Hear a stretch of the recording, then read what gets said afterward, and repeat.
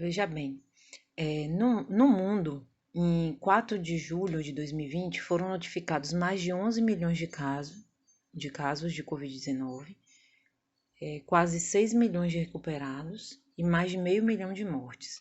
Na Bahia, desde o início da pandemia, foram confirmados mais de 85 mil casos, com mais de 2 mil mortes. No dia 4 de julho, só nas últimas 24 horas, foram registrados 3.171 casos de Covid-19, mais 49 óbitos e 2.173 curados. Nessa data, 4 de julho, em Teixeira de Freitas, no boletim epidemiológico da Prefeitura, nosso município atingiu um total de, desde o início da pandemia, 1.507 casos, sendo que ativos são 188 casos. De acordo com o boletim epidemiológico da CESAB, que é a Secretaria de Saúde da Bahia, no que eles chamam de Núcleo Regional de Saúde Extremo Sul, que abrange os municípios do Extremo Sul baiano, Teixeira de Freitas está em primeiro lugar em número de casos, seguido de Eunápolis, Porto Seguro, Itamaraju, Mucuri, Nova Viçosa e Prado. Os dados da CESAB ele tem variações com o dos boletins de cada município, porque a CESAB fica aguardando a confirmação do município para que entre na contagem oficial do estado, certo? Então, no começo de junho, em relação ao crescimento diário, que é a taxa de contágio, a cidade de Teixeira de Freitas apresenta uma taxa de 18%. Essa taxa é preocupante. Ela apresenta uma diferença imensa em comparação com Ilhéus, que tem uma taxa de 2% de crescimento, e Itabuna, que tem uma taxa de 3%, e até de Salvador, que é considerado o epicentro da pandemia no estado, por ser a capital, né? A capital baiana ela tem uma taxa de crescimento de 4%. Então, de acordo com o governo da Bahia, o município de Teixeira de Freitas apresenta a maior taxa de contaminação por Covid-19 do estado. Então, Teixeira está em sexto lugar na lista de municípios com casos ativos na Bahia. Bem, os municípios que estão com um quadro mais preocupante em relação, no contexto do extremo sul baiano, seria, como eu falei, Teixeira de Freitas, que está com o primeiro lugar em número de casos ativos. Eunápolis está com 744 casos, né? Desde o começo da pandemia, casos confirmados. Porto Seguro está com 627, Itamaraju 626, Mucuri 175, Nova Viçosa 102, o Prado 93. Veja bem, considerando que a doença ela está apresentando uma desaceleração na capital e no Brasil como um todo a doença está se interiorizando, o que é isso? Ela está saindo das grandes capitais e estão se espalhando nas cidades de interior. Isso é muito preocupante, porque a gente tem que lembrar que o número de leitos de UTI e a capacidade de atendimento nas cidades de interior são bem menores, né? Então isso preocupa muito. Por exemplo, quando a gente pensa em relação aos óbitos por Covid em Teixeira de Freitas, né? Eu tenho acompanhado a evolução da Covid-19 na cidade. Então, eu fiz uma tabela, eu tenho aqui no meu computador, em que eu vou cada dia acompanhando tanto os boletins epidemiológicos da CESAB quanto o boletim da Prefeitura de Teixeira de Freitas. No dia 8 de junho, foram registrados os primeiros óbitos por Covid-19 na nossa cidade. Foram 2, né, no dia 8. Aí, na medida que iam passando os dias, registros de óbito foram surgindo, até no último levantamento que eu fiz, no dia 4 de julho, foram 29 óbitos, né? Então, a taxa de letalidade em Teixeira de Freitas chegou a 1,92. Para fechar, eu queria comentar que, devido a essa alta taxa de contágio, ou seja, o ritmo acelerado de contaminação no extremo sul baiano, sobretudo em Teixeira de Freitas, tem chamado a atenção, né? E o Comitê Científico do Consórcio Nordeste recomendou a instituição imediata de lockdown em algumas cidades, como Salvador, Feira de Santana, Itabuna e Teixeira de Freitas. Então, eles sugerem que seja feita a suspensão total de atividades não essenciais na cidade, proibir a circulação de pessoas durante o dia e instituir barreiras sanitárias também nas cidades. Bem, os coronavírus, eles são uma grande família de vírus que causam doença respiratória, né? Varia em gravidade desde um resfriado comum até uma pneumonia fatal. Existem muitos coronavírus diferentes, né? A maioria deles causa doença em animais. Só que tem alguns tipos de coronavírus que são conhecidos por causar doenças em seres humanos, né?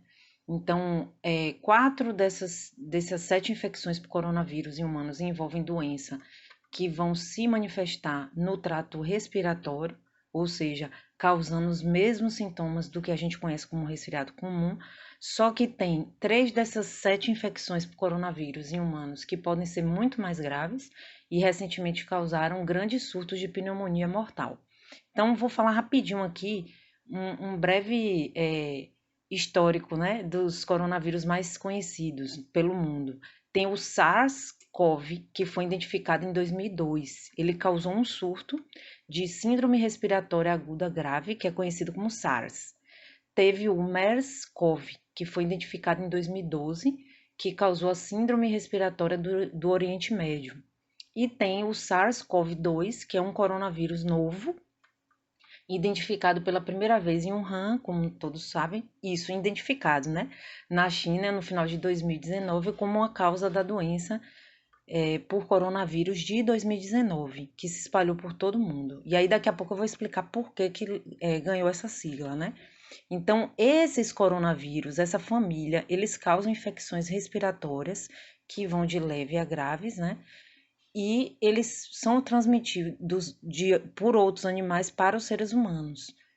Então, a COVID-19, ela é uma doença respiratória aguda, que pode ser grave, é causada por um coronavírus que foi identificado recentemente, né, que é oficialmente chamado de SARS-CoV-2. Então, veja bem, a COVID-19 foi relatado pela primeira vez, né, no final de 2019, na cidade de Wuhan, na China. Então, a partir daí, ela foi se disseminando, virou uma pandemia. Só que alguns estudos têm surgido através de pesquisa, né, de identificação de micro-organismos no esgoto, e teve um estudo divulgado pelo Instituto Superior de Saúde da Itália, que é um órgão ligado ao governo italiano. Ele mostrou a identificação de traços do novo coronavírus no esgoto das cidades de Milão e de Turim em dezembro de 2019. No Brasil, o novo coronavírus foi descoberto em amostras de esgoto de novembro de 2019 em Florianópolis, né? Um estudo feito pela Universidade Federal de Santa Catarina. Os pesquisadores disseram que até o momento essa é a amostra mais antiga do novo coronavírus nas Américas. Pode ser que em outros locais já havia amostras, né, ou traços do novo coronavírus antes de outubro. Em outra pesquisa realizada pela ANA, que é a Agência Nacional de Águas, em parceria com o FMG, que é a Universidade Federal de Minas Gerais, e com a Secretaria de Saúde de Minas, detectaram a presença da Covid-19 em bacias de água do Ribeirão Arrudas e do Ribeirão da Onça, ou seja, que atravessa a cidade de Belo Horizonte e Contagem, né? Então, e outra pesquisa detectou traços de Covid-19 nos esgotos de Niterói.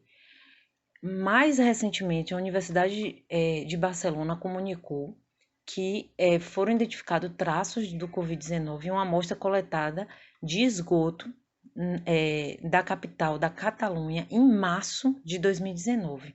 Então, a gente conclui provisoriamente, né, que a Covid-19 apareceu bem antes do que a comunidade científica imaginava.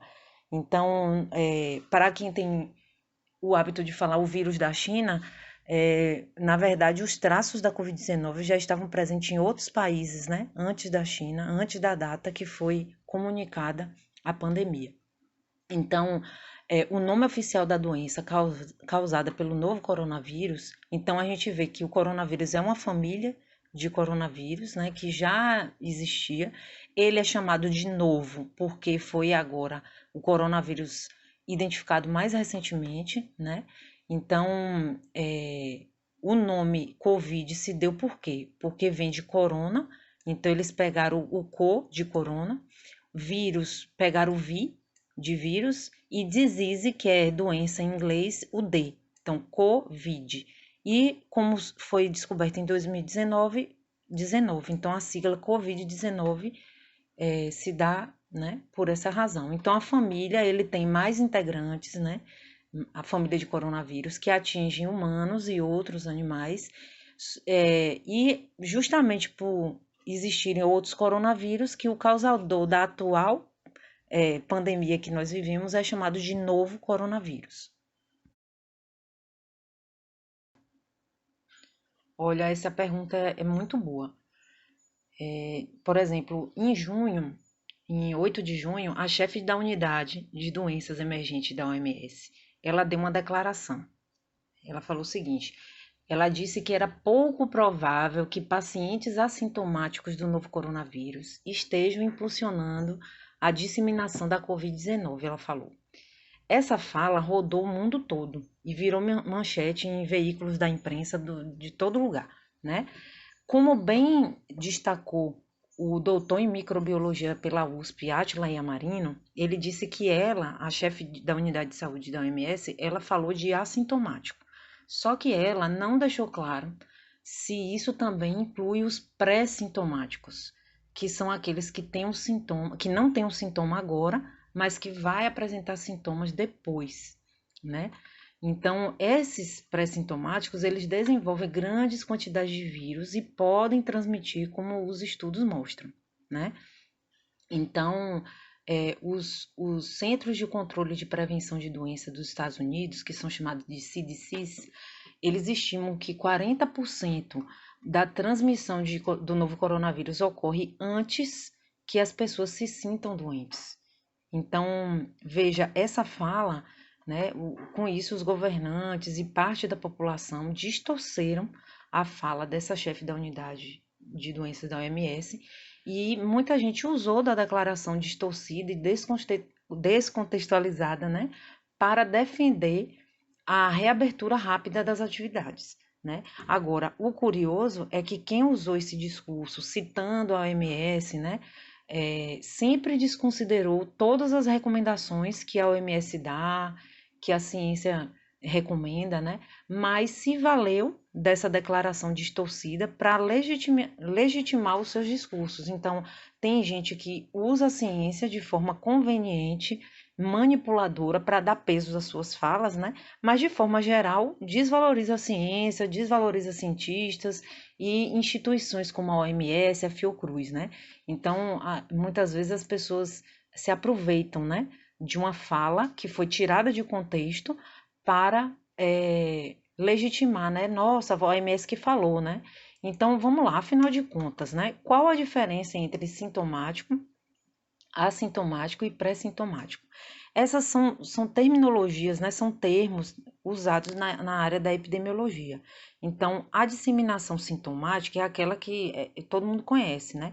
Ela é transmitida principalmente por meio de, no caso da Covid, né? Da Covid-19, por meio de gotículas geradas quando uma pessoa infectada tosse, espirra ou exala.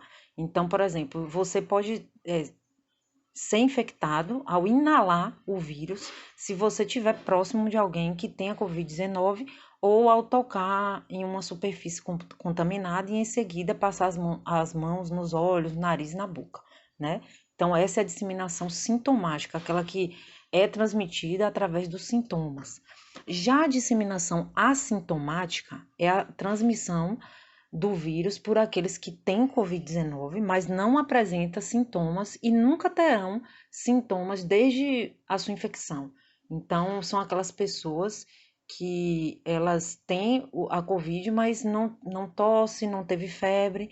Então, o problema é que esses portadores infectados, eles podem transmitir a doença. Apesar de eles não terem os sintomas, eles têm a carga viral e eles podem estar transmitindo a doença. Já a disseminação pré-sintomática, que é a que se enquadra na fala da chefe de doenças da OMS, é a transmissão do vírus por pessoas que estão com a Covid-19 e, a princípio, não parecem ou não se sentem doentes, né? Mas que acaba tendo sintomas mais tarde. Então, a disseminação pré-sintomática, ela significa que mesmo não tendo sintomas e nem se sentindo doente, né? Essas pessoas estão transmitindo a doença. Só que esses sintomas vão aparecer mais tarde, né? Então, por exemplo, uma pessoa se sente super bem. Aí ela vai visitar os pais, né? Tô bem, vou visitar meus pais. Só que ela já está infectando e não sabe. E aí ela visita os pais, vai lá no almoço de domingo, né? Dias depois ela começa a sentir febre, tosse e pensa, poxa, será que eu tô doente? Será que eu contaminei meus pais? Né? Então, a diferença entre assintomático e pré-sintomático é que no assintomático ele não apresenta sintomas e não vai apresentar, provavelmente, porque seu sistema imunológico ele conseguiu lidar com a Covid sem ter apresentado sintomas. Já os pré-sintomáticos, como diz o termo pré, então a princípio ele não apresenta sintomas, mas ele já está contaminando. E aí dias depois os sintomas vão aparecer. Então a gente se pergunta assim, tá? Então como eu vou saber se alguém ele é pré-sintomático ou assintomático, né? Não dá para saber. Então tanto um quanto o outro eles têm o vírus, né? Eles podem parecer saudáveis, só que eles estão transmitindo, né? Então aí tem gente que pergunta, mas como é possível espalhar o novo coronavírus sem os sintomas? Então pensa, quando você fala, você pode cuspir um pouco, você vai, esfrega o nariz, toca a boca, esfrega os olhos, toca numa superfície que está contaminada, né? Assim. Então, quando a gente pergunta assim, tá, então quantas pessoas têm sido infectadas por alguém que não tenha sintomas, né? Então vamos a mais dados, né? Então, o CDC, que é o Centro de Controle e Prevenção de Doenças dos Estados Unidos, eles estimam que 40% da transmissão da Covid-19 ocorre antes que as pessoas se sintam doentes, né? Em um estudo que eles fizeram, cerca de 4 em cada 5 pessoas com o novo coronavírus confirmado na China provavelmente foram infectados por aqueles que não sabiam que estavam com a Covid-19, de acordo com essa pesquisa publicada na revista Science. Muitas pessoas com a Covid não têm ideia que têm a Covid. Então, seja porque elas são assintomáticas, ou seja, elas nunca vão ter sintomas até terminar o ciclo da doença, ou porque elas são pré-sintomáticas. Então, a princípio, ela não tem sintomas, está transmitindo a doença e mais tarde ela vai apresentar sintomas. Aí a gente se pergunta, né? Mas por que isso acontece, né? Como tantas pessoas podem ter ou espalhar Covid-19 sem sintomas ainda, né? Então, o novo coronavírus, ele tem um longo período de incubação. E o que é o período de incubação, né? É o tempo entre o momento em que alguém é infectado e o início do aparecimento de sintomas, se houver. Né? No caso da gripe, ela também pode ser transmitida sem sintomas, só que o tempo de incubação é muito menor, geralmente é de 1 a 4 dias, e os sintomas geralmente aparecem dentro de uns 2 dias após a infecção.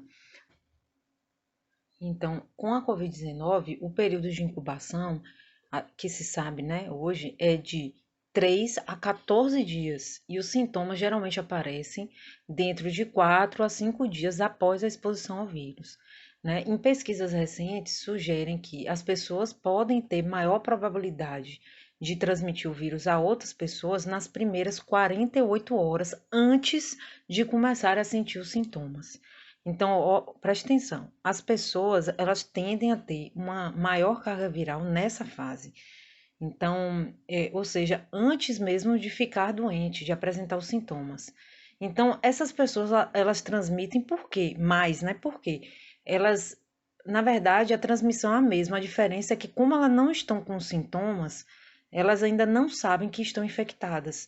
E com isso ela não toma os cuidados de prevenção, ela não lava as mãos, ela não usa máscara, né? Então isso aumenta muito a taxa de infecção, certo? E para finalizar, a gente se pergunta, como eu vou saber então se eu sou pré-sintomático ou assintomático e como eu me protejo, né? Ó, não tem como saber, né? O certo. O que a gente recomenda é usar máscaras, manter a distância física de outras pessoas, lavar as mãos e todos os cuidados, né? Que a gente sempre tem no caso da Covid. Outra coisa, se eu tive Covid, eu estou protegido?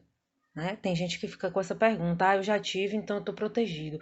Os cientistas, eles ainda não têm essa resposta. Então, mesmo que uma pessoa que já tenha tido Covid-19 acha que está imune ou que não ficará doente, acha que não pode contaminar para os outros, isso não é verdade. Pelo menos a gente não sabe ainda. Então, portanto, vamos todos tomar os cuidados, né? De higiene, distanciamento, isolamento. Isso tem que ser feito por todos. Ótima questão. Então, veja bem, desde o início da pandemia surgiram conselhos para que cada pessoa pudesse buscar uma maneira de se proteger do novo coronavírus. Isso se multiplicou nas redes sociais. Frequentemente esses conselhos eles aparecem como apresentados como se tivessem sido escritos por médicos, enfermeiras ou outros profissionais da saúde. Por quê? Na tentativa de buscar, de conseguir a confiança das pessoas. Só que essas informações, elas não têm fundamento científico e elas podem, inclusive, ser perigosas. Alguns desses conselhos eu mesma recebi em meu WhatsApp. Por exemplo, beba água com vinagre fervida com alho, gargareje com água e sal, consuma alimentos com pH alcalinos. Recebi também receitas caseiras para fazer desinfetantes e álcool gel. Só que, infelizmente, até o momento, não há medicamento específico, vacina, infusão, óleo essencial, substância, vitamina ou alimento específico que possam comprovadamente prevenir a infecção pelo novo coronavírus. Em relação ao alho, que você me perguntou, por exemplo, a Organização Mundial da Saúde disse que o alho é um alimento que tem algumas propriedades antimicrobianas. Só que não tem uma comprovação no quadro da epidemia atual que o consumo de alho ele proteja as pessoas contra o novo coronavírus. Aí entra aquela questão, né? Quem nunca ouviu ou disse aquela frase: ah, se não curar, pelo menos não faz mal. Presta atenção. O consumo de fitoterápicos, ou seja, de plantas medicinais, ele tem sido estimulado com base em uma ideia errada de que se é natural, não faz mal. Só que, ao contrário dessa crença, eles podem sim causar diversas reações. Quais? Intoxicação, enjoo, irritações, até a morte num caso mais grave, né? Quem é curandeira sabe do que eu estou falando. Então é importante lembrar que na história do Brasil, da Bahia, a gente utiliza ervas e plantas medicinais para a cura há muitos séculos. Inclusive, os medicamentos que são famosos na indústria farmacêutica, eles foram sintetizados a partir do que foi retirado nas plantas, ou seja, das nossas matas. Então, voltando para aquela frase, ah, se não curar, pelo menos não faz mal. Qual é o risco, então? Então, além desse risco que eu falei, que diz respeito a essa falsa ideia de que aquilo que é natural não tem nenhum efeito colateral ou contraindicação, o outro problema está no fato de que, ao ingerir um preparo de uma receita caseira, as pessoas elas podem ter uma sensação falsa de que elas estão imunizadas. Ou, se a gente pensar que elas estejam infectadas pela Covid, ao tomar uma receita dessas, elas acreditem que foram curadas. E aí elas acreditando nisso, se elas tiverem alguma falta de ar, alguma coisa, ela não vai procurar o sistema de saúde, porque elas acham que aquele medicamento natural, ele fez o efeito total. E se julgando curadas, ou pelo menos em tratamento, elas podem estar transmitindo a doença para outras pessoas com essa falsa sensação de já estar curada, né? Então, ó, então uma pessoa vai me dizer, Daniela, então você está me dizendo que aqueles cuidados que eu tenho para prevenção ou melhoria da minha saúde, por exemplo, usar açafrão, óleo de coco, alho não ajuda? O que eu estou dizendo é que não tem estudos científicos específicos da ação desses elementos em relação à Covid-19. Isso não significa que futuramente, né, surjam estudos que possam vir a comprovar a efetividade dos mesmos. Reforço que devemos ter cautela nos usos, sem exageros, sempre atentos aos possíveis efeitos colaterais daquilo que usamos.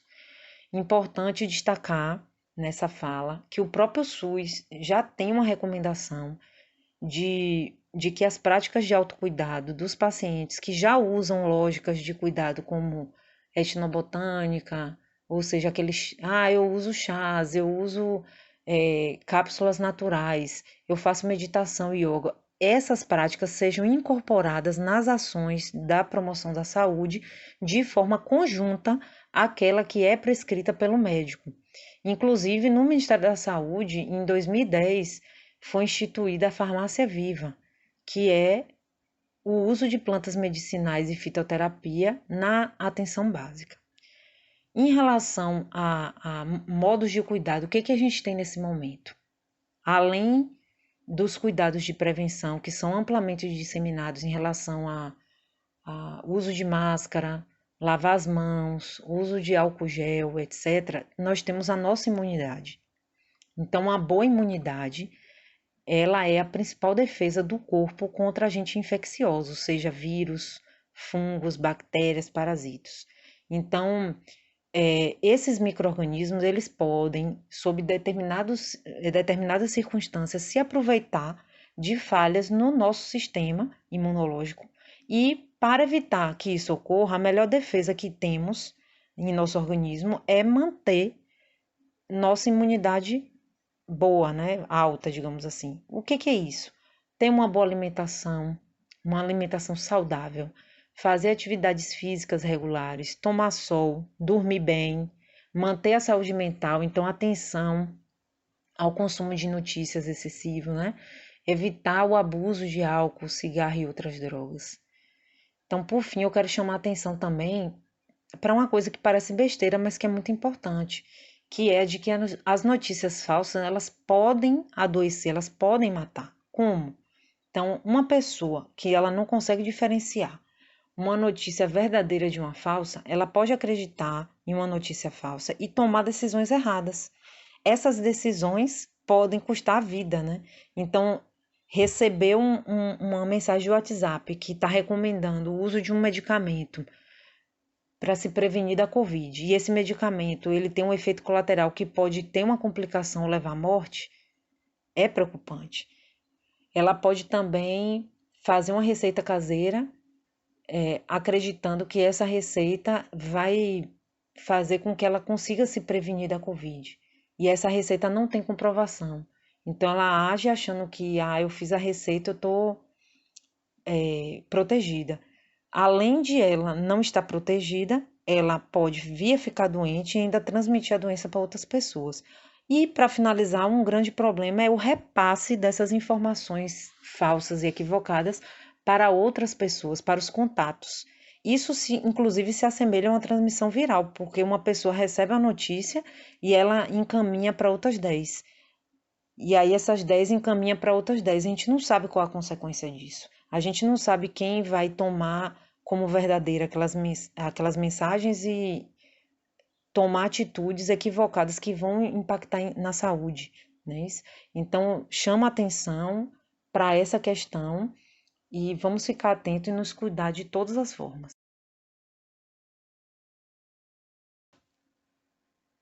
A cloroquina e a hidroxicloroquina são drogas antigas usadas no tratamento da malária e em pacientes com doenças autoimunes.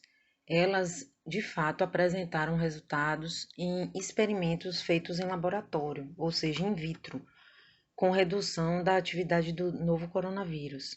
Então, foram experimentos feitos em laboratório, não foram realizados em seres vivos, o que torna o resultado ainda não aplicável para seres vivos. Em junho, eu abri aqui umas notícias, só para comentar aqui um histórico. Em junho, a Organização Mundial da Saúde anunciou a suspensão dos testes que já estavam na fase de ensaios clínicos com hidroxicloroquina contra a Covid-19. Segundo a OMS, as evidências científicas apontaram que a substância não reduz a mortalidade em pacientes internados com a doença. Uma outra notícia de 5 de junho de pesquisadores britânicos encerrando testes e apontando hidroxicloroquina como inútil para tratar pacientes da Covid. E uma outra referência é da Anvisa, que é a nossa Agência de Vigilância Sanitária do Brasil, emitiu uma nota técnica com os principais resultados obtidos até então sobre a eficácia da hidroxicloroquina e eles não recomendam o uso indiscriminado desse medicamento. Esse resultado está de acordo com o comunicado emitido pela FDA, que é uma agência federal de Departamento de Saúde e Serviços Humanos dos Estados Unidos. Também foi noticiado pelo jornal The New York Times que os Estados Unidos têm um estoque de 66 milhões de doses de cloroquina e hidroxicloroquina encalhado. E aí as autoridades norte-americanas não estão sabendo o que fazer com esse estoque, porque a agência reguladora deles, né, de medicamentos, eles revogaram, ou seja, cortaram a autorização emergencial que eles tinham dado para o uso desses medicamentos em pacientes com Covid-19. Aqui no Brasil, no final de junho, saiu uma notícia de que o Exército Brasileiro tem um estoque de cloroquina para 18 anos. E esse estoque tem validade de no máximo 2 anos. Essa quantidade que foi produzida aqui no Brasil representa cerca de 18 vezes a produção anual desse medicamento em anos anteriores. Aqui no Brasil, o Ministério da Saúde publicou no mês passado um protocolo que recomenda aos médicos o uso da cloroquina e da hidroxicloroquina, mesmo em casos leves de Covid-19, ampliando a recomendação que antes era apenas para casos graves. Bem, quais são os efeitos adversos? São muitos e depende muito da condição de cada paciente. Se ele já tem alguma doença pré-existente, o uso da cloroquina e hidroxicloroquina ele pode acarretar toxicidade quando a pessoa chega ao ponto que o fígado não consegue sintetizar aquele medicamento. Os problemas mais comuns são arritmia, problemas na visão, convulsões, queda da pressão sanguínea, alteração no eletrocardiograma. Tem outros efeitos que não, entre aspas, são considerados que não são tão graves, dor de cabeça, enjoos, vômitos, diarreia, mas tem os efeitos que podem ser graves e que podem levar ao agravamento da saúde e causar o óbito. Então é um medicamento que ele tem que ser consumido com cautela, principalmente se a pessoa já tiver uma doença no fígado, nos rins, no estômago, no intestino, problema neurológico ou algum problema no sangue. Então, esse é um tipo de medicamento que ele não pode ser usado por conta própria, sem prescrição médica, e quando o médico passa esse medicamento, ele tem que fazer um acompanhamento do uso do medicamento a cada dia junto ao paciente. Não foi só a hidroxicloroquina e a cloroquina que tiveram resultados positivos em testes in vitro. A ivermectina também teve bons resultados, porém, foram resultados com a alta dosagem, uma dosagem que, se fosse aplicada em ser humano, poderia ser tóxica, e para o uso do medicamento de forma segura em seres humanos, primeiro é preciso fazer todo aquele processo, assim como o processo de elaboração da vacina, o processo do uso de um medicamento na população também é necessário fazer uma série de etapas de testes para que ele seja considerado seguro. E tanto a hidroxicloroquina como a ivermectina, eles ainda não estão sendo prescritos para a Covid-19 de uma forma eficaz, porque os resultados não foram satisfatórios. Então, de maneira geral, inclusive diante de uma pandemia, o uso de um medicamento sem uma evidência científica, ele tem que ser feito num contexto de que o benefício possa ser maior do que o dano. e sempre como última alternativa. Então, todo medicamento ele deve ser usado conforme a prescrição médica. O médico, a médica, eles vão investigar as condições clínicas, quais são as doenças pré-existentes para saber se o medicamento é adequado. No caso da cloroquina, a recomendação de uso tem sido apenas em pacientes graves, hospitalizados, pois tem como fazer uma monitoração hospitalar. Mesmo assim, há pesquisadores que não recomendam o uso desse medicamento nem nesses casos. Então, a Covid-19 é uma doença relativamente nova. Ela tem manifestações diversas, ela pode evoluir para um quadro de agravamento multissistêmico. Cada pessoa, ela tem sua história de vida, tem suas condições de saúde, né? Então, algumas são diabéticas, outras têm uma combinação de diabetes com hipertensão, outras são obesas. Então, a condição de cada paciente é muito singular, é única. O atual tratamento da COVID é basicamente o tratamento dos sintomas. Então, cada medicamento, todo medicamento, ele tem suas contraindicações. Então, se um medicamento X que um médico pode receitar para fulana, essa fulana tem problemas renais, ele não pode receitar para Beltrana, que por sua vez vai ter problemas cardíacos, porque a condição de saúde delas são diferentes e a ação de cada medicamento, ele pode estar agravando o quadro da doença que cada pessoa já tinha. E é por isso que a gente vive um desafio muito grande, que é o de tentar fazer um kit ou um protocolo único para todo o Brasil de medicação para a Covid. Porque é preciso que o médico avalie cada paciente para prescrever o que é mais adequado pela história clínica de cada um. Então, diante do que foi dito, não faz sentido a um paciente pedir cloroquina, pedir um remédio A ou B, se ele não sabe, ele não tem o conhecimento médico e farmacêutico se o remédio é adequado. No caso da cloroquina, até o momento, os estudos indicam que ela tem feito mais mal do que bem.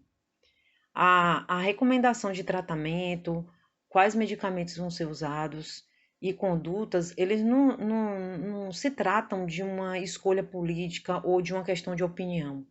Se trata de uma escolha médica e essa escolha ela deve ser ética, ou seja, ela tem que ser embasada cientificamente e pautada em princípios éticos para buscar proporcionar mais benefícios ao paciente do que malefícios. Então, a conduta médica ela deve atender interesses do paciente e não interesses da indústria farmacêutica ou interesses políticos partidários.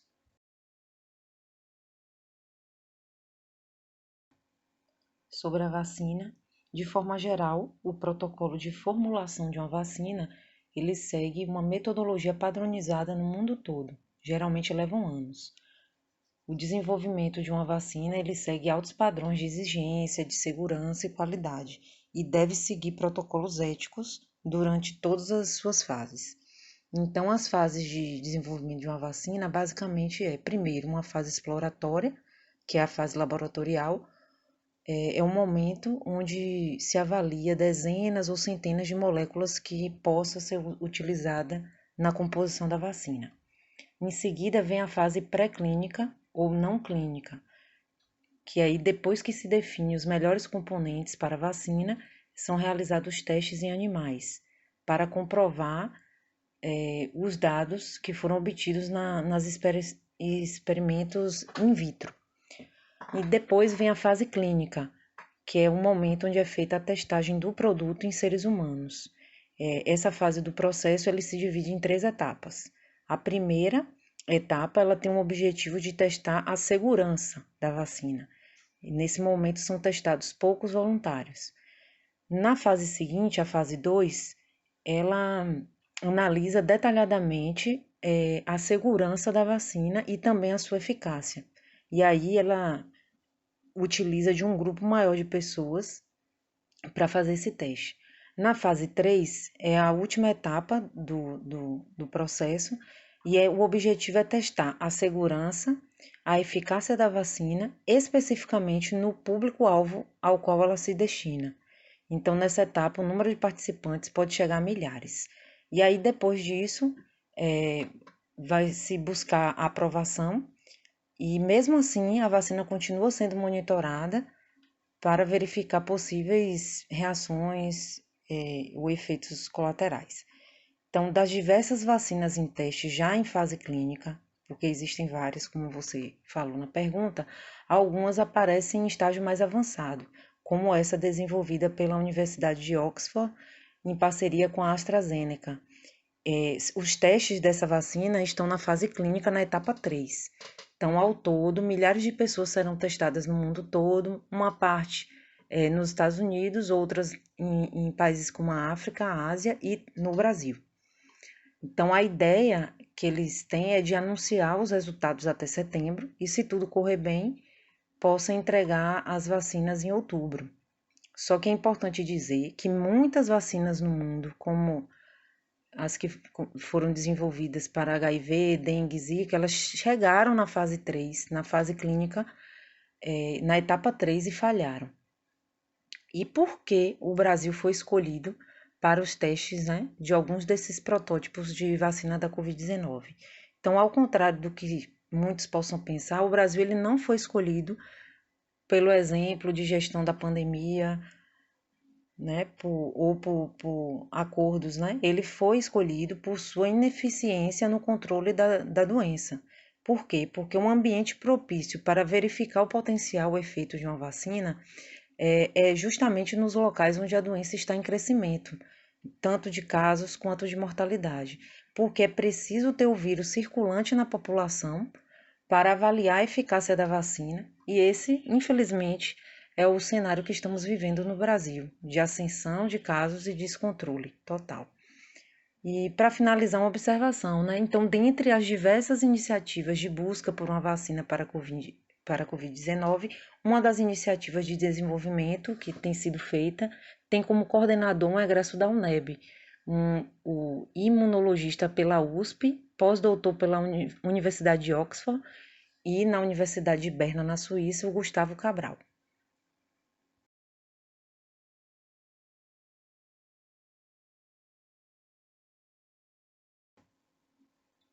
Sobre a Nova Zelândia, um breve comentário dos fatos.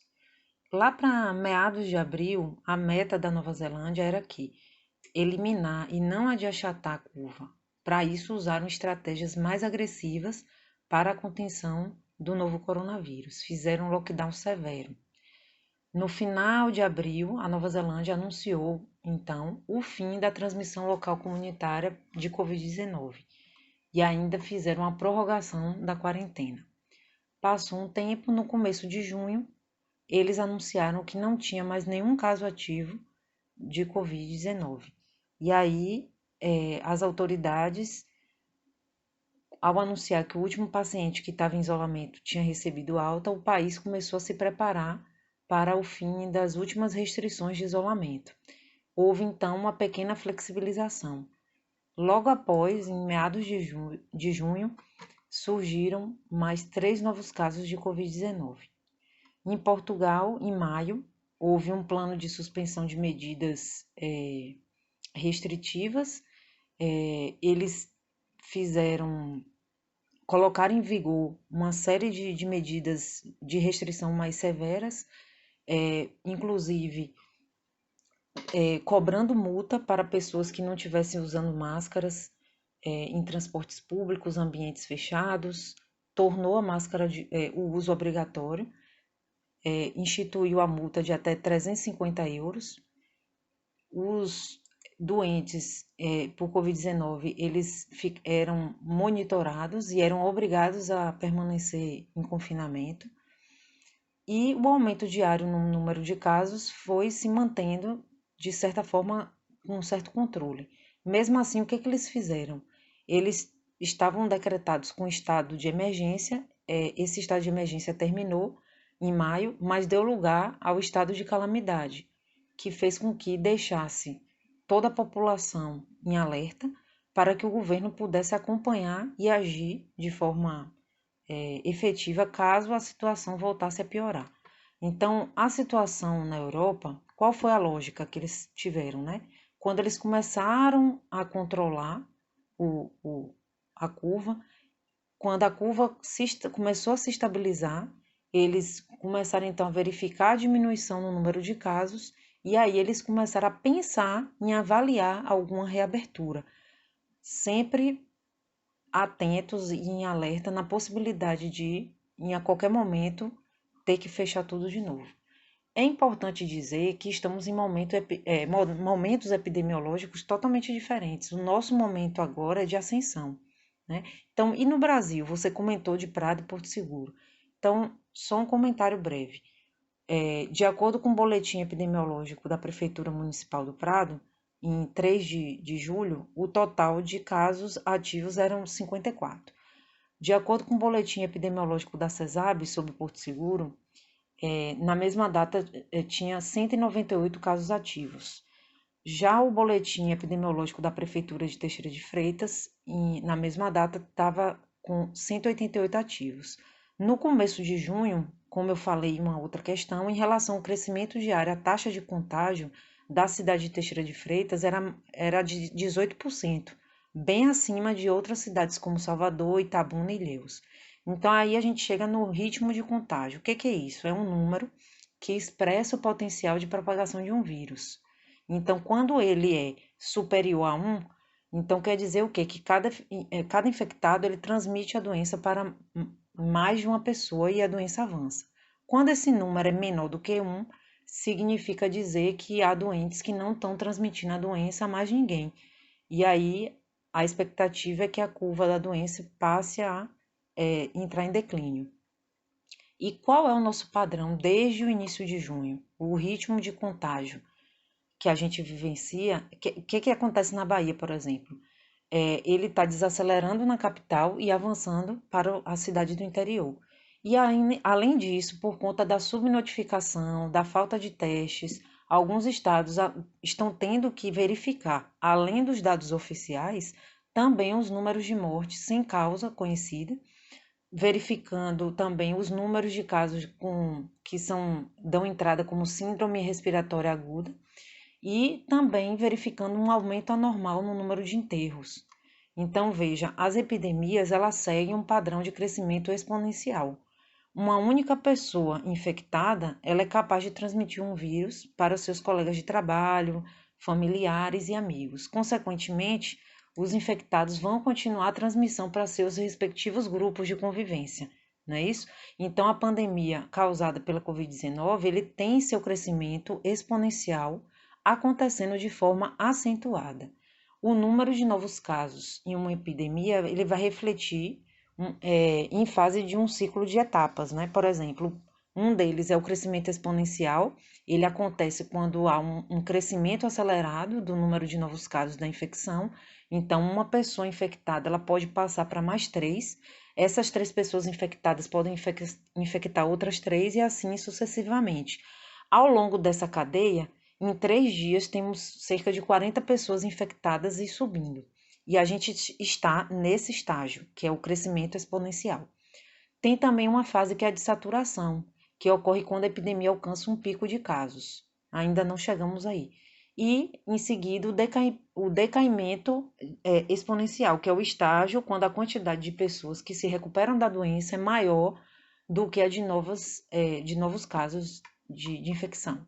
Então, o perigo da curva sem controle é que isso leva a um número absurdo de doenças, de pessoas com Covid no mesmo momento.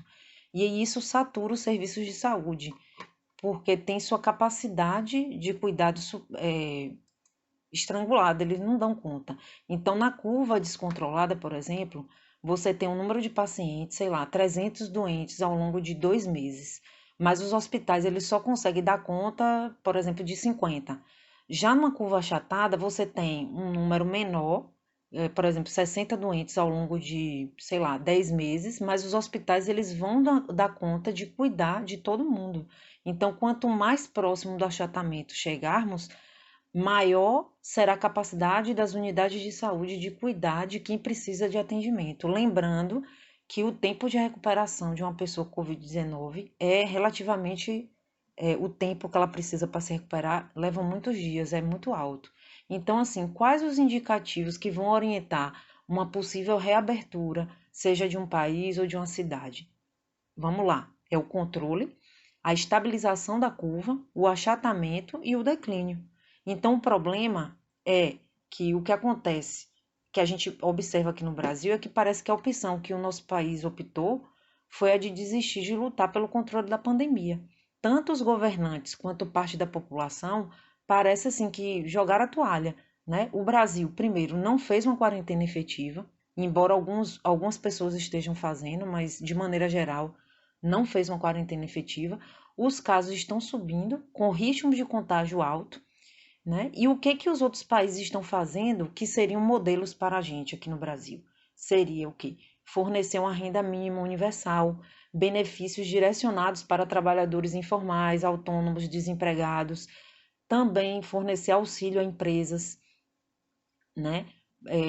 As lojas do comércio, de vários outros segmentos, ampliação do serviço de home office, né? Serviço remoto. Também trabalhar em um projeto em que haja uma ampla inclusão digital, entre outros, né? Então, dessa maneira, tanto os trabalhadores e trabalhadoras, empresários e empresárias possam passar por tudo isso estando ao máximo em casa, né? Para dar tempo que a ciência, né, os cientistas e as cientistas possam desenvolver vacina, medicamentos, né? Então, veja bem, não é hora de reaberturas. Para que a nossa cidade pudesse estar falando de reabertura, primeiro ela teria que ter fechado, coisa que não aconteceu. Então, aí eu vou até fazer referência a uma fala do Dr. Átila Yamarino. Então, se um gestor ele fala em reabertura e a taxa de ocupação de leitos estiver acima de 80% e a nossa já está muito mais. Se os casos estiverem crescentes e os nossos estão bem acima da média do estado da Bahia, no caso de Teixeira de Freitas, né? Se o plano de reabertura não envolver medidas reais de acompanhamento e controle do número de casos, do número de óbitos, de acompanhamento da taxa de ocupação de leitos, de acompanhamento de número de dias de recuperação dos casos, né? Então, também atuar no aumento da cobertura de testagem na população. Além disso, o que é essencial é o isolamento efetivo dos casos ativos. Se esse plano de reabertura não envolver um controle de número e queda desses números, não é um plano de reabertura, é um plano de sacrifício, ou seja, de pessoas morrendo e a gente admitindo isso. Lembrando que as pessoas que estão morrendo, eu vou estar citando um trabalho mais adiante de uma pesquisa, são as pessoas pobres. Então, é importante mencionar. Um exemplo, por exemplo, a Suécia, que é tão mencionada por alguns governantes, né, e alguns grupos de pessoas, ela não adotou a quarentena. Ela teve mais perda econômica do que a Dinamarca, que fez a quarentena. A Suécia, ela perdeu mais vidas e ainda teve mais prejuízo econômico do que a Dinamarca. Então, voltando à nossa realidade, essa semana, uma fala do prefeito Fernando Gomes de Itabuna ganhou os noticiários do mundo inteiro, né? Quando ele disse que ia autorizar que os estabelecimentos comerciais reabrissem as suas portas em Itabuna, morra quem morrer. Então, no dia da declaração sobre reabrir o comércio, Itabuna estava com 100% de ocupação dos leitos da UTI. E aí, depois da repercussão negativa dessa fala de Fernando Gomes no Brasil e em outros canais do exterior, ele voltou atrás. Então, gente, olha só. Vamos lutar por nossos direitos. Tanto os empresários devem pressionar os governos para obter o apoio financeiro para suas empresas não fecharem, né? Para que seus funcionários não sejam demitidos, porque a gente vive um problema complexo. Não é só um problema de saúde, é um problema econômico, de saúde mental, as pessoas estão nervosas, estão com medo, né? Então, tanto os empresários também, eles têm que cobrar, quanto a população deve cobrar dos municípios, dos estados e da federação os nossos direitos e não aceitar o pior como se eles estivessem agindo de forma correta com a população.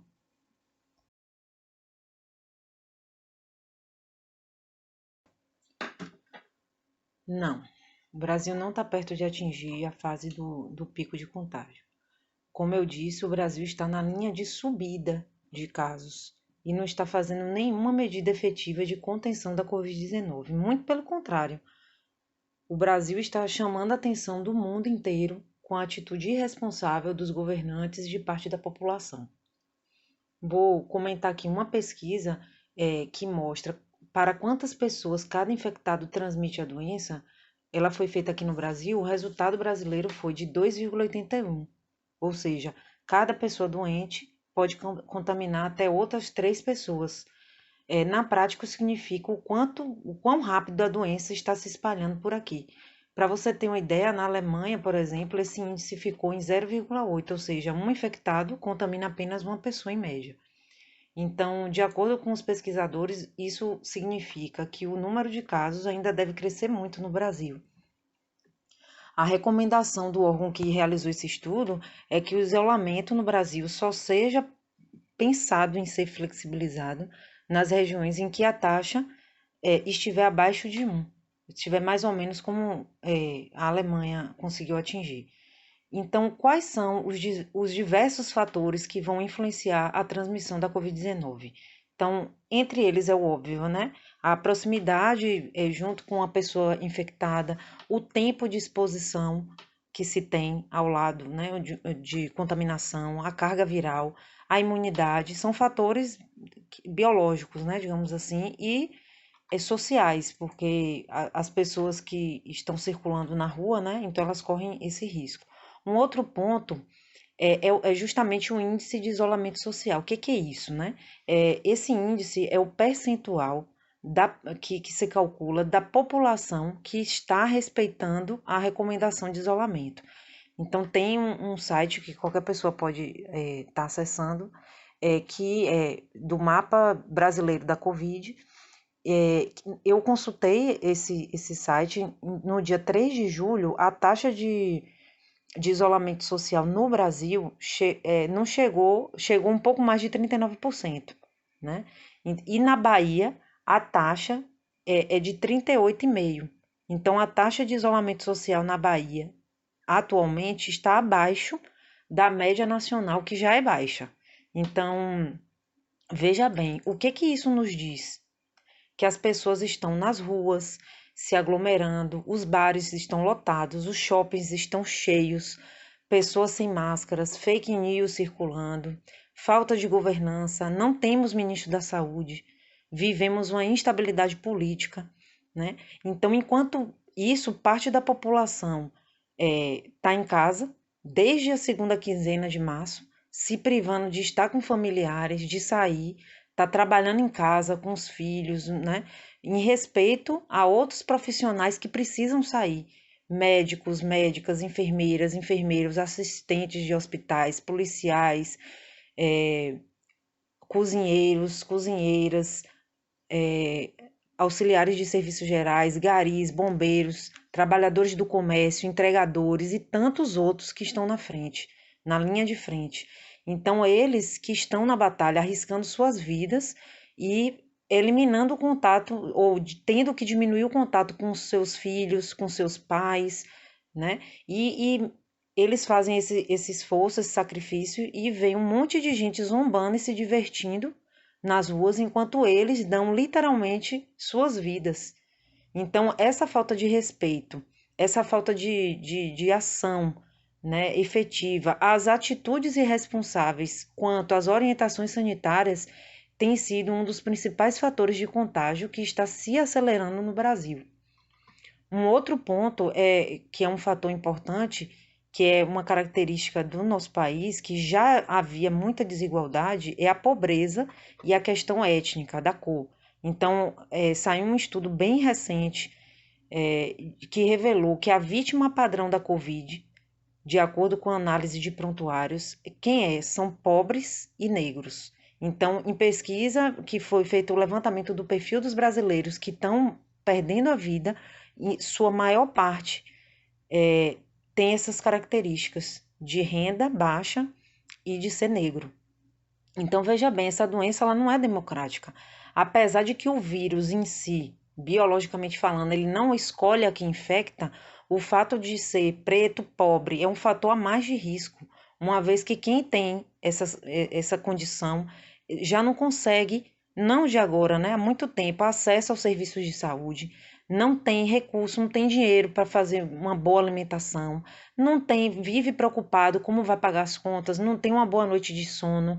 Muitas vezes a pessoa está desempregada. Então, são fatores psicossociais que estão envolvendo aí essas pessoas, que como essa pessoa vai conseguir ter uma boa imunidade, né? Então, além de uma questão física e biológica, é complexo, envolve ter renda, ter moradia, ter acesso ao saneamento básico, ter acesso ao atendimento de saúde. Então, a realidade da população, do impacto da pandemia na população brasileira, está matando, sobretudo, os pobres e os negros. Isso sem falar nas populações vulneráveis, LGBT, sem falar dos indígenas, né? Então, um outro ponto que tem favorecido esse ritmo de contágio no Brasil é o discurso negacionista, que nega a ciência, nega a legitimidade das instituições. Então, é um discurso que está sendo adotado por políticos, por pessoas que são formadoras de opinião e parte da população que nega a ciência na pandemia do coronavírus. Então, isso pode ter contribuído para matar as pessoas. Eu vou até citar aqui um estudo que chegou até a mim, um estudo, deixa eu ver aqui, vou pegar os dados. O estudo da Universidade Federal do ABC, com a Fundação Getúlio Vargas e a Universidade de São Paulo. Eles mapearam as falas do presidente da República entre março e abril, comparando os níveis de isolamento social e o número de óbitos no país no mesmo período dessas falas. O que esse estudo constatou? Que a cada fala do presidente em que houve uma minimização da pandemia, havia um impacto. Ou seja, cada vez que ele falava, isso é uma gripezinha, gerava uma diminuição no isolamento social no Brasil. Exemplo de falas, essa aqui é só uma gripezinha. Ele falou no começo, não há motivo para pânico. Ele falou, ninguém vai tolher meu direito de ir e vir. Outros vírus mataram muito mais do que esse e muitas outras frases, né? Então, o estudo constatou que os municípios que elegeram Bolsonaro são os que mais tiveram óbitos. Então, para os pesquisadores, isso sugere que a população, ao não acreditar na gravidade da doença, tenha diminuído os cuidados. Então, os pesquisadores entenderam que, com o discurso, o presidente levou seus eleitores para o abate, uma vez que ele deu o exemplo e muitos seguiram e acreditaram. Por quê? Porque confiam nele. Então, a cada vez que Bolsonaro minimizou a pandemia, foram registradas quedas significativas nas taxas de isolamento social em todos os estados, sem exceção.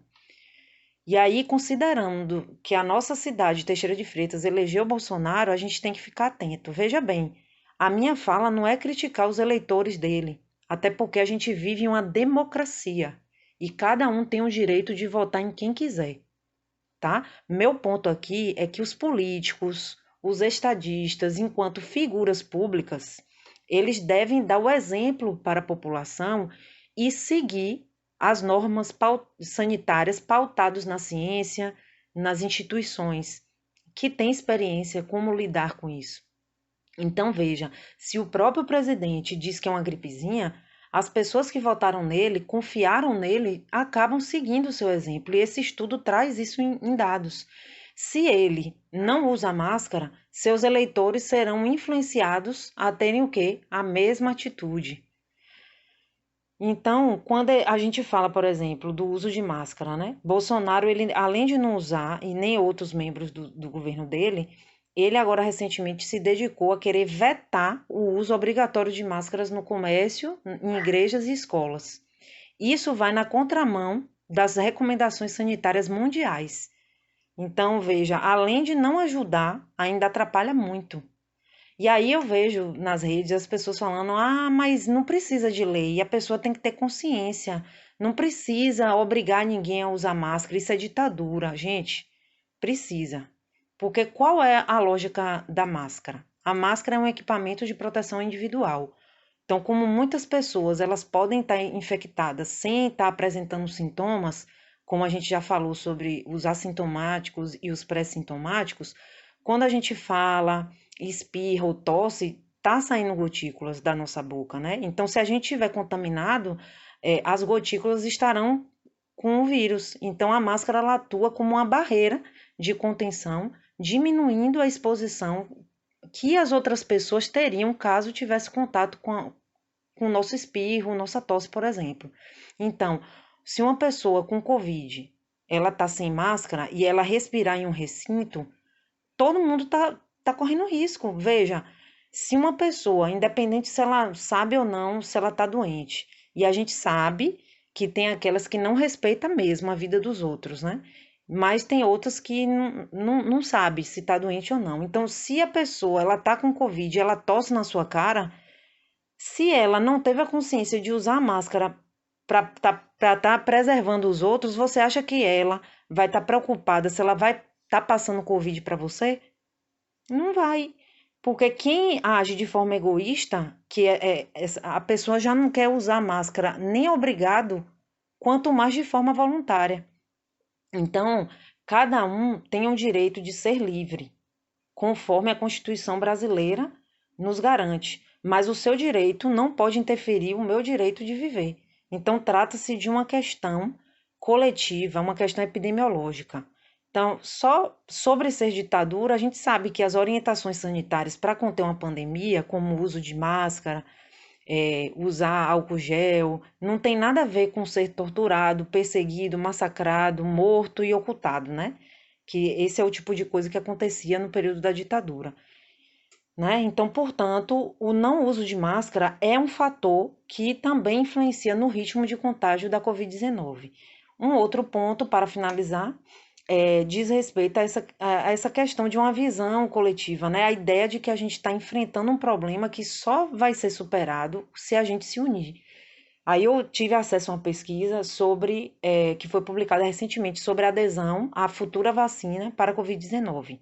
20% dos americanos dizem que não vão tomar vacina. Essa postura não é exclusiva dos Estados Unidos, não. Na França, 26% dos pesquisados disseram a mesma coisa. Apenas 49% afirmaram que certamente vão se vacinar e 31% ainda não decidiram. Então, gente, movimentos anti-vacina, de negação da ciência, preocupam as autoridades de saúde, porque para que haja uma imunização da população, é necessário que pelo menos 70% da população tome a vacina para a gente conseguir botar um fim na epidemia. Então, para o Brasil pensar em atingir uma fase de pico do contágio, vai ser preciso tomar o quê? Medidas efetivas para a contenção e a conscientização das pessoas, né? Enquanto isso não for feito, a gente só vai estar subindo a curva sem perspectiva de controle ou de fim de isolamento para quem está fazendo. E se isso ocorrer, eu prevejo assim muitas mortes, caos econômico e muitos desafios pela frente.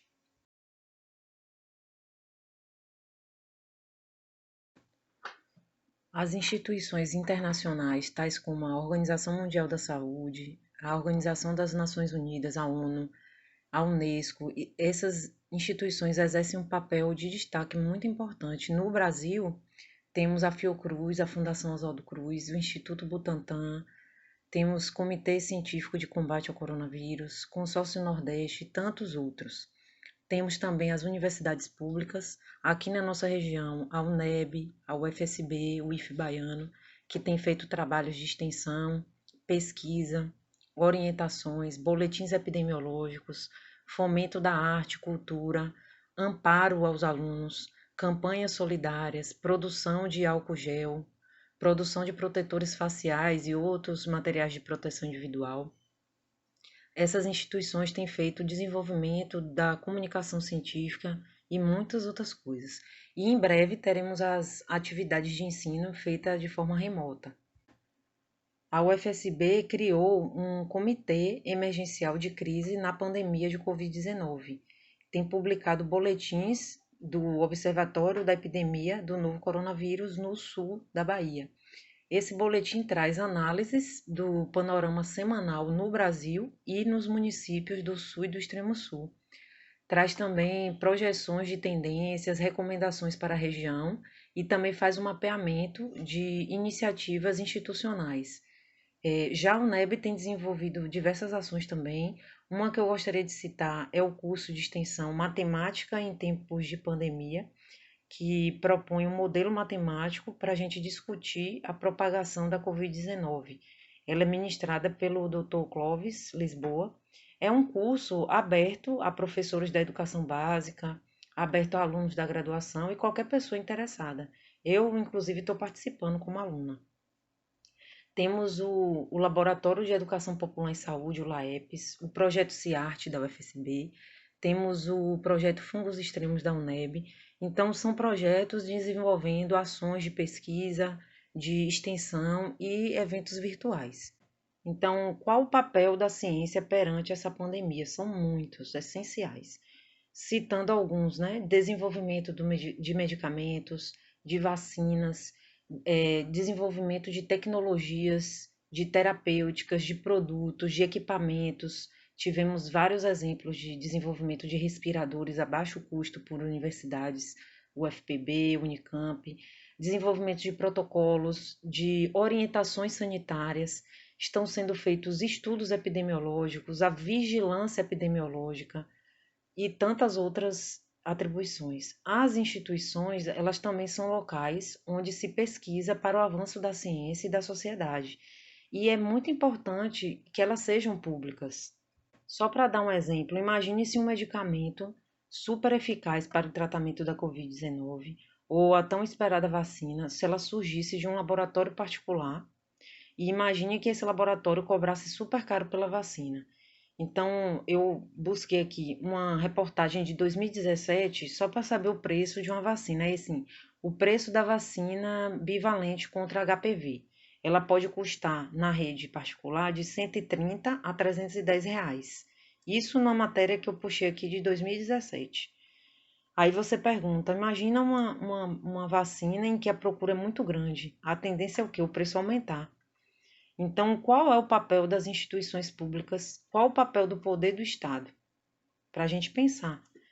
Um outro exemplo bem recente que os Estados Unidos eles compraram toda a produção pelos próximos 3 meses de um medicamento que tem diminuído o tempo de internação de pacientes com Covid-19, o Remdesivir. Então, com isso, os Estados Unidos excluíram outros países de terem acesso ao medicamento nesse período de 3 meses. Então, é importante que seja garantido o acesso dos cidadãos à saúde e não limitar esse acesso a uma lógica de mercado, de capital, ou seja, aquela lógica de que quem é rico pode pagar e quem é pobre não pode pagar, e aí ele não tem direito a um atendimento, como se a vida tivesse um preço. Então, esse é um dos fatores que coloca as instituições públicas como fundamentais para a equidade.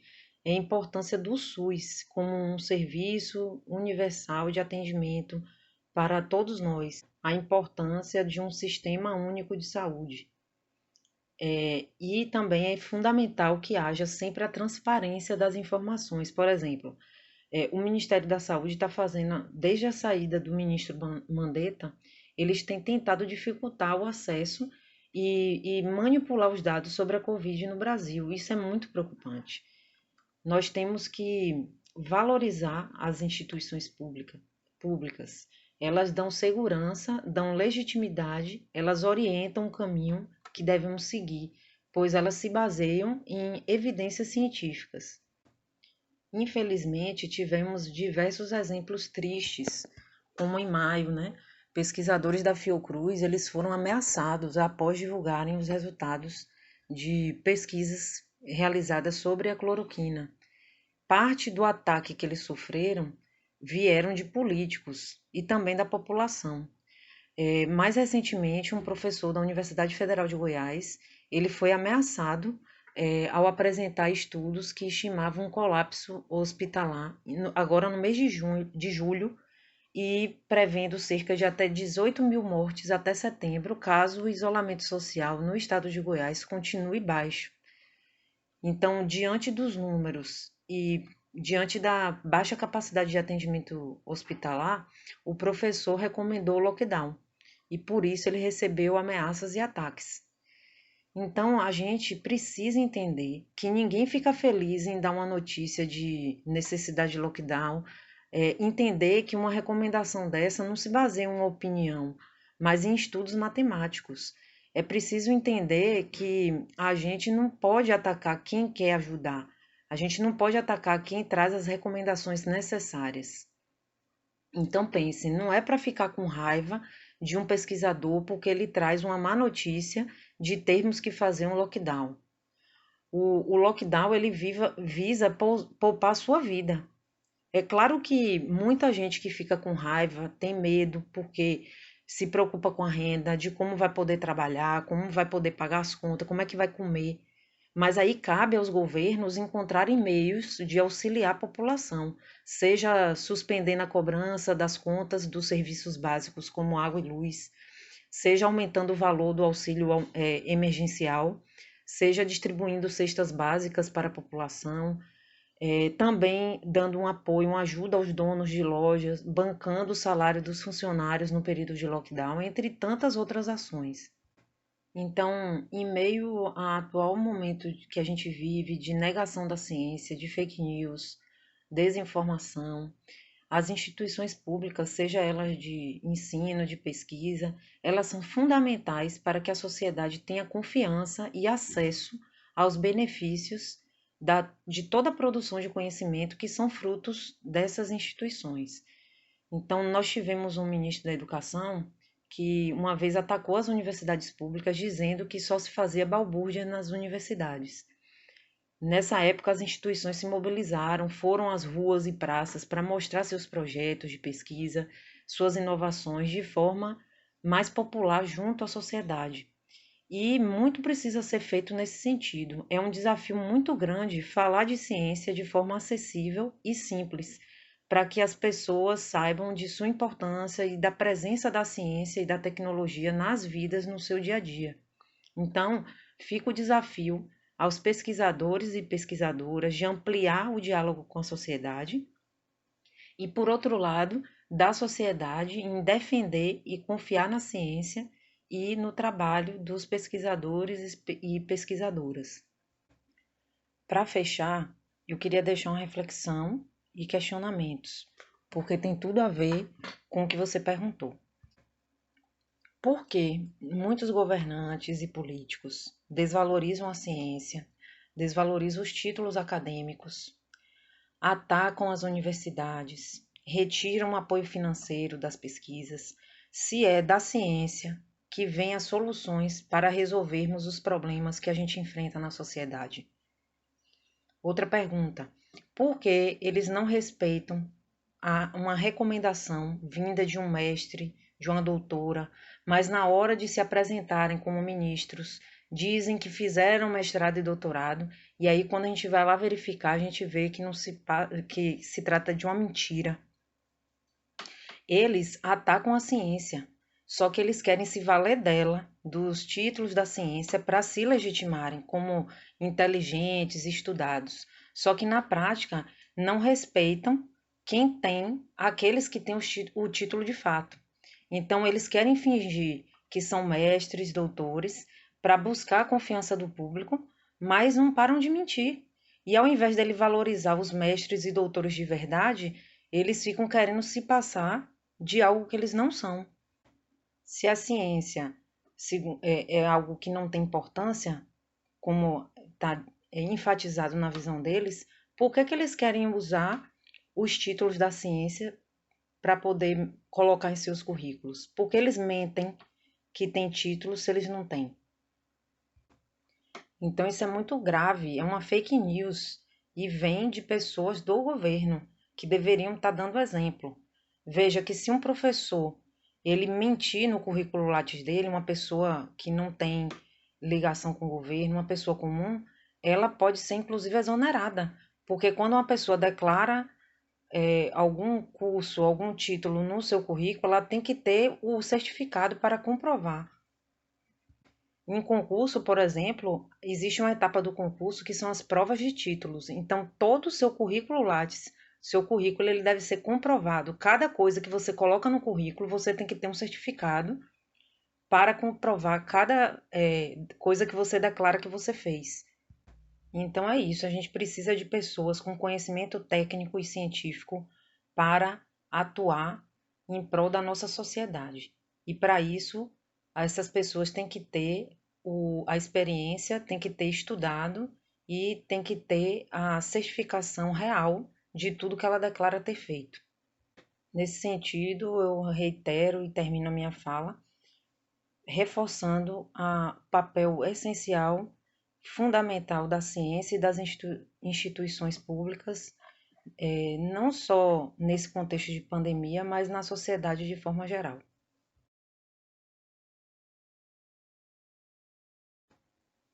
Nós não temos ainda uma vacina, não temos medicamento para um tratamento eficaz, não temos leito para todo mundo que precisa, e hoje chegamos à triste marca de 65 mil mortes por Covid-19 no Brasil. Então, a primeira medida é: quem puder, fique em casa. Por que eu digo quem puder? Porque tem gente que precisa sair, seja para fazer uma compra de mês, para ir à farmácia, para levar um animal ao veterinário. Tem também aquelas pessoas que trabalham em setores que não puderam atuar no regime chamado home office, que é o trabalho em casa. Importante dizer que quem está em casa não é vagabundo. Essas pessoas também estão trabalhando, estão fazendo a sua parte, já que certos tipos de trabalho podem ser feitos de casa. Essas pessoas estão fazendo isso por aqueles que precisam estar na rua, no comércio, nos serviços de saúde. Mas o apelo para ficar em casa vai também para quem não precisa sair, para a gente que sai para bater perna, sai para festas, para comprar coisas não essenciais, porque ao sair você coloca em risco, ou seja, você aumenta a aglomeração, a exposição, pondo em risco aqueles profissionais que precisam estar na rua. Você, ao sair, também põe em risco, tem o risco de trazer a contaminação para dentro de sua casa, contaminando seus familiares. Qual é a ideia? A ideia é protelar o contágio, de modo que não haja contaminação de muitas pessoas ao mesmo tempo, já que o nosso sistema de saúde, agora no início de julho, em Teixeira de Freitas, de acordo com a Secretaria de Saúde do Estado, diz que estamos em colapso, ou seja, sem vagas para internação. Então, qual é a ideia? A ideia é que aqueles que tiverem o quadro grave da Covid-19 e precisem se internar, tenha a chance de ser internado, tratado, tenha acesso aos equipamentos, ao suporte, sobretudo aos cuidados dos profissionais da saúde que podem salvar suas vidas. Então, ficar em casa e ajudar no controle da doença em nossa cidade é um ato de responsabilidade ao próximo, a nós mesmos, de respeito aos profissionais da saúde, aos profissionais do comércio que estão com suas vidas expostas. Quem tiver com um caso ativo deve ficar em casa até o fim de todo o ciclo da Covid, que se estima de cerca de 14 dias. Isso é muito importante para diminuir o contágio na cidade. Dito isso, as demais orientações são: se precisar sair de casa, use máscara corretamente. Por que eu digo corretamente? Porque o uso da máscara por si só não protege, e sim o uso correto. Lavar as mãos, uso de álcool 70 ou álcool gel para descontaminar superfícies, mãos, objetos. Vamos evitar ambientes fechados, evitar aglomerações, mantendo o distanciamento. Se você tiver febre, tosse, cansaço, procure orientação médica primeiro por telefone, tem o número 155. No caso de dificuldade para respirar, aí sim você procura o atendimento médico. Vamos evitar ir sem necessidade ao posto, à UPA, ao hospital, para que a gente não aglomere mais ainda e também não se exponha, porque muitas vezes a gente pode estar sentindo alguma coisa e nem é Covid. É importante sempre buscar orientações antes de pensar em sair de casa. Também acho necessário que as prefeituras abram um canal de comunicação mais efetivo com a população e também pensem na possibilidade de transmitir os boletins epidemiológicos também via rádio e YouTube, para dar maiores informações, tirar dúvidas. Muitas vezes eu vejo nos comentários das redes sociais uma completa confusão de entendimento sobre o que são casos ativos, como são feitos os cálculos. As pessoas não sabem qual a capacidade de leitos do município, as pessoas querem saber se é verdade que cada óbito que acontece na cidade, a prefeitura está recebendo dinheiro do governo. As pessoas também não entendem que, às vezes, os números que a Secretaria de Saúde do Estado da Bahia divulga é diferente dos dados que são divulgados pelo boletim de cada cidade. As pessoas querem saber como está a situação por bairros. Então, são muitas dúvidas. É preciso estar junto da população com transparência, tirar as dúvidas. Também muito importante desmentir as fake news e estar mais presente na vida da população teixeirense. Então, o que a gente tem para hoje é cuidar da nossa imunidade. A melhor defesa que a gente tem é buscar ter uma alimentação mais saudável, fazer atividades físicas regulares dentro de casa. Se você tiver um animal, brinque com ele. Bom lembrar também que cães e gatos não transmitem a Covid. Tome sol, tenha uma boa noite de sono, tente buscar manter uma saúde mental. Então aí é importante ter atenção para o consumo de notícias, evitar também notícias falsas, não abusar de substâncias como álcool, cigarro e outras drogas. Além da Covid, a gente ainda tem que conviver com outros problemas que já existiam em nossa cidade. Dengue, zika, chikungunya, o problema dos escorpiões em Teixeira de Freitas. Além disso, os problemas sociais, pessoas com fome, desemprego. Então, é bom tomar os cuidados com o quintal, ver se tem foco de mosquito, ver se tem presença de escorpiões, manter tudo limpo. Para quem pode financeiramente, ajude quem precisa. Buscar comprar no comércio, de preferência na modalidade de entrega delivery. Comprar no mercadinho do nosso bairro. Então, esses são alguns cuidados que a gente deve ter e manter nesse período de pandemia. A gente sabe que as formas de enfrentar a pandemia são muito diferentes. Enquanto tem gente que está em sua casa com alimento na despensa, tem acesso à internet, tem conforto, tem gente que mora em uma casa sem saneamento básico, com um cômodo, dividindo com muitos familiares, não tem comida na mesa, não tem renda. Esse estresse global causado pela pandemia fez com que muitas pessoas desenvolvessem quadros de pânico e ansiedade. Então, é importante respirar fundo, procurar ajuda, procurar orientações e, principalmente, procurar ajuda e tirar dúvidas antes de pensar em sair de casa. Então, os cuidados são vários. Tentar desenvolver nossa espiritualidade, seja lá no que você acredita, tentar fazer arte, ouvir música, cuidar de si mesmo, fazer a nossa parte, tentar buscar ajudar outra pessoa que esteja precisando, seja com uma doação ou com uma palavra de conforto. Temos que buscar viver cada dia da melhor forma possível, lembrando que tudo passa. Então vamos pensar. Os números da Covid-19, eles são muito dinâmicos. Se a taxa está subindo e houver uma série de medidas de contenção que sejam implementadas, a tendência é dos números começarem a cair. Porém, eles não descem rapidamente. O efeito da implantação de uma medida, ele só pode ser conferido cerca de umas 3 semanas depois, que é o tempo de pelo menos um ciclo da doença.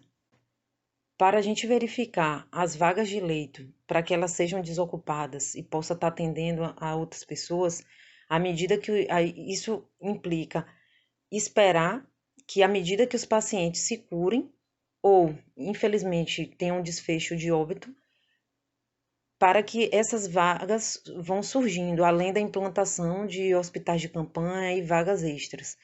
Mas é preciso levar em conta o tempo de internação de pacientes, que pode chegar, em alguns casos, até 20 dias.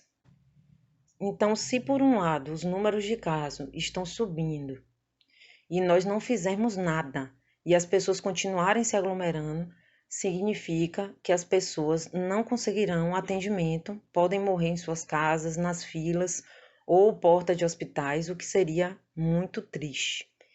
Não adianta que o prefeito, o governador, o presidente baixe decretos se a própria população burlar e fizer aglomerações clandestinas. Não dá para mentir para o vírus. Mas eu acredito que juntos e com consciência podemos escrever a história que queremos para o enfrentamento da Covid-19 em nossa região. Só que depende de nós. Eu gostaria de agradecer o convite de Iago para estar participando desse podcast, parabenizar a iniciativa, que é muito importante, comentar que eu não tenho o hábito de gravar podcast, então em alguns momentos eu posso ter dado umas gaguejadas. Eu também tive que ler em alguns momentos parte da minha resposta, porque eu utilizei de documentos e referências, então eu tive que fazer uma preparação de atualização e de consultar uma série de fontes. Então eu citei a OMS, o CDC, FDA, CESAB, os boletins epidemiológicos das prefeituras, consultei artigos, pesquisas da PebMed, Fiocruz, UFRJ, Anvisa, o FSB, Abrasco. Então, foi uma série de fontes que foram utilizadas e consultadas para embasar minhas respostas. Eu fico muito feliz de estar falando sobre esse assunto com as pessoas da minha cidade, da nossa região. Eu acredito que seja possível, através do entendimento do que a gente vive, da informação e de um diálogo franco, a gente possa mudar os rumos da Covid-19 na nossa cidade, a partir do entendimento do que está acontecendo, de como cada um pode fazer para contribuir para a contenção da pandemia num lugar que a gente está. É importante o papel da ciência, o papel dos professores, de pesquisadores. Então, eu estou muito satisfeita em estar participando e contribuir de alguma maneira como servidora pública da UFSB para dialogar com a comunidade sobre a Covid-19, que não é uma questão que envolve só a questão da saúde, envolve também aspectos econômicos, sociais, e quando a gente fala de saúde também não é só um aspecto do vírus em si, envolve a questão da saúde mental, envolve a questão de imunidade, de medicamentos, de entendimento de como funciona a vacina. Então, muito obrigado de estar aqui conversando esses assuntos com vocês e espero que possamos ter outras conversas com outros assuntos também. Muito obrigada.